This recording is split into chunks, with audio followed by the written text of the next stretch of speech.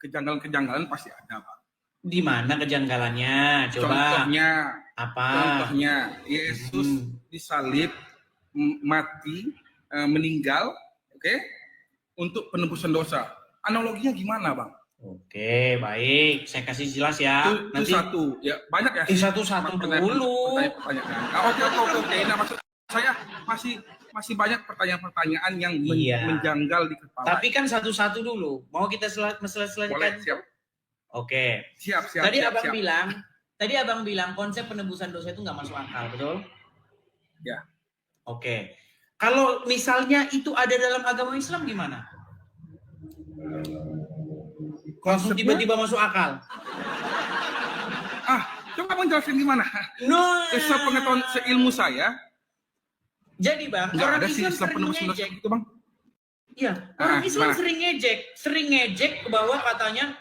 Salah satunya yang mengejek itu adalah podcastnya Donditan dengan Jesslyn. Nah nih, Jesslyn binti ngeselin, nah itu namanya. Nih ya, saya kasih tahu nih ya. Sebentar ya. Ini saya dulu pernah buat video reaksi ya, nih, misalnya ini. Sebentar ya. Nih.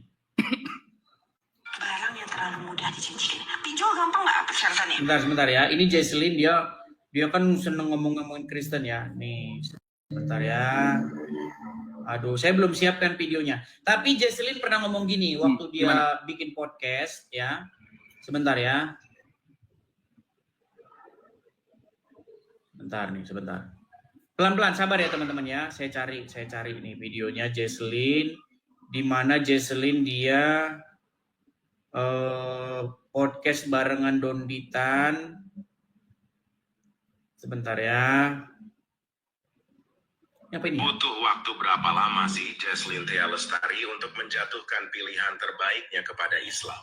Untuk menjatuhkan pilihan kepada Islam itu sekitar 1 bulanan lebih, tapi dengan syarat ya. Posisi saya itu saya sudah Kristen hanya dalam sistem KTP, saya udah nggak perlu percaya dengan Tuhan. Tapi dalam hati saya itu saya ateis. Tapi intinya gini, Jesslyn ini ngomong gini dia. Gimana? Kalau saya nggak masuk akal dengan agama Kristen, masa dosa ditebus kata dia. Islam dong, dosa ditanggung masing-masing kata dia. Saking bangganya dia. Dia nggak tahu agama Islam itu ada penebusan dosa. Yang nebus, yang nanggung dosa orang Yahudi dan orang Nasrani. Ya, itu baru dengar saya tuh Bang. Gimana tuh? Gimana? Itulah alasan abang masih jadi orang Islam. Dan nih ya, saya tunjukkan nih. Sebentar ya Bang ya. Sebentar, saya tunjukkan Bang. Ini hadis-hadis ajaran Muhammad bahwa dosa itu ditanggung oleh Yahudi dan Nasrani. Sebentar ya. Iya. Masa abang nggak tahu? Nih. Saya balik kamera saya Bang ya. Saya balik kamera saya Bang. Saya balik kamera saya. Nih. Iya.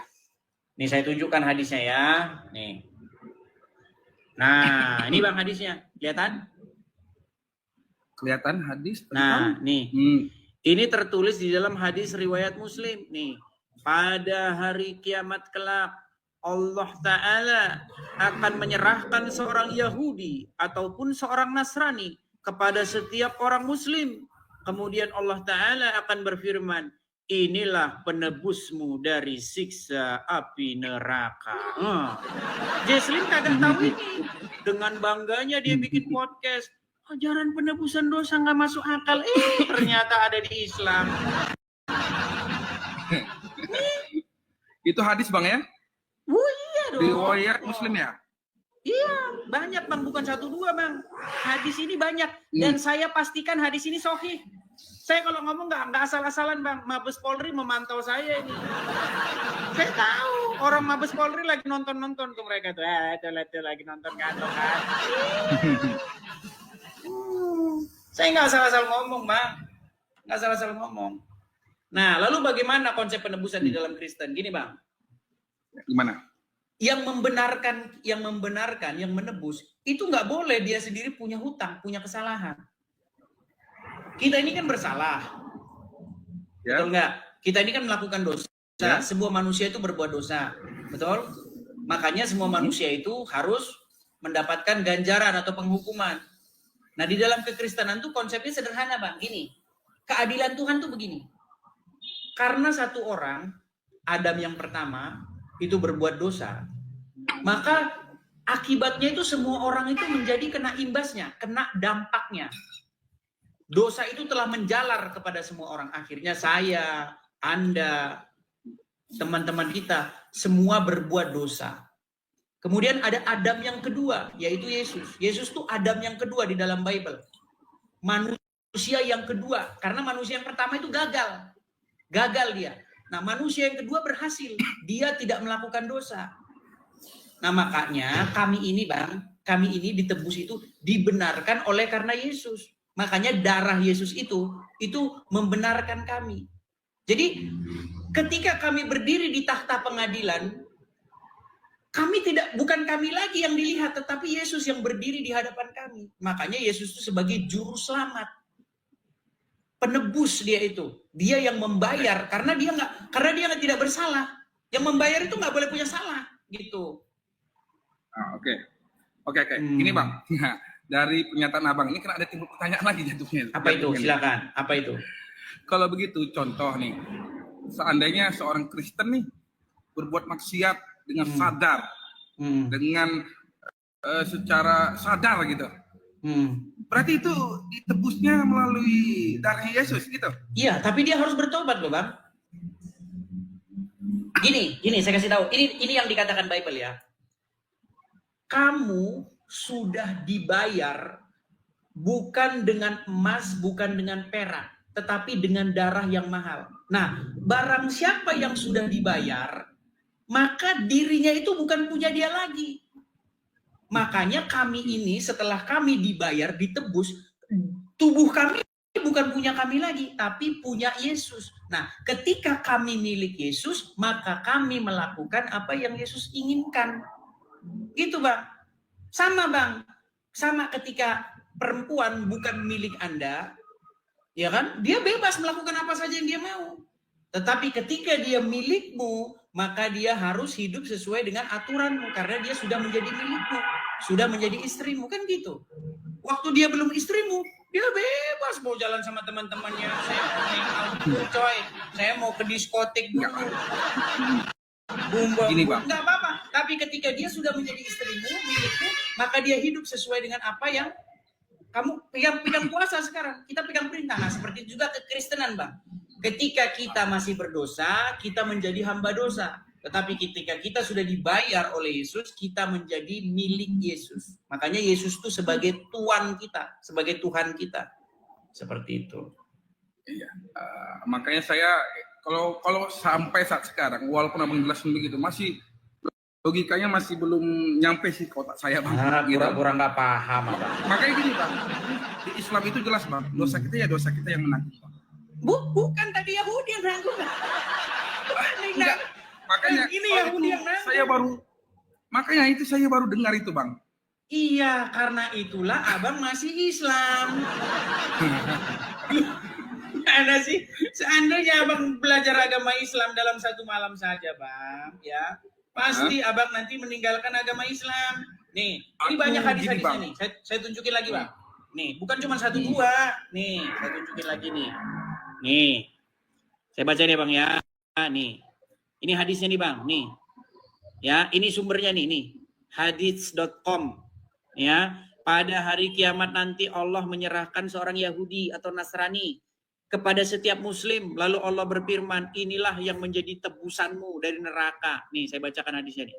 Dari Abu Musa al-Asy'ari radhiyallahu anhu, secara marfu, pada hari kiamat nanti Allah menyerahkan seorang Yahudi atau Nasrani kepada setiap muslim, lalu berfirman, inilah orang yang menjadi tebusanmu dari neraka. Dalam riwayat lain, kelak pada hari kiamat akan datang satu golongan kaum muslimin membawa dosa-dosa seperti gunung. dan Allah memberikan ampunan kepada mereka. Nih. Jadi dosa-dosa yang sebesar gunung itu ditimpakan kepada Yahudi Nasrani. Kau yang berbuat dosa, orang Yahudi yang menanggungnya. Iya. Benci Ini, Bang, amat sama Wahyudi, Bang.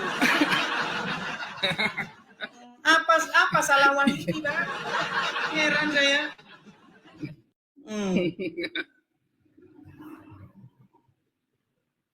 Makanya, itu, Bang, ya, ketika jujur, kita kalau hadis yang abang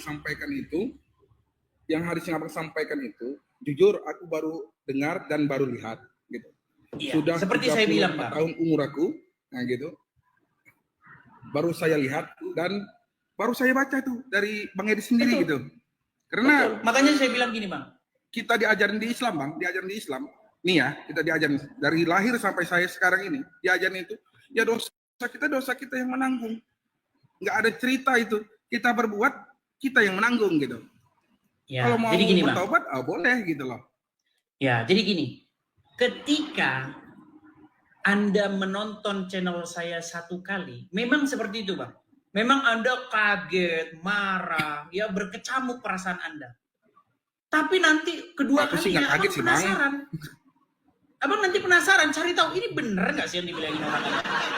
Karena nanti pasti cari tahu, Bang. Karena zaman sekarang kan udah zaman internet, Bang. Zaman dulu harus ke perpustakaan, nyari literatur. Sekarang tinggal klik aja Google, ya kan? Nah, makanya Bang, sekali Anda menonton saya, Anda nanti akan marah, denial, mengingkari. Kedua kali Anda cari tahu. Ketiga kali Anda mengiyakan, keempat kali Anda tidak percaya lagi agama Islam. Itu harapannya, Bang ya. Ya, Mungkin cukuplah, Bang. silakan.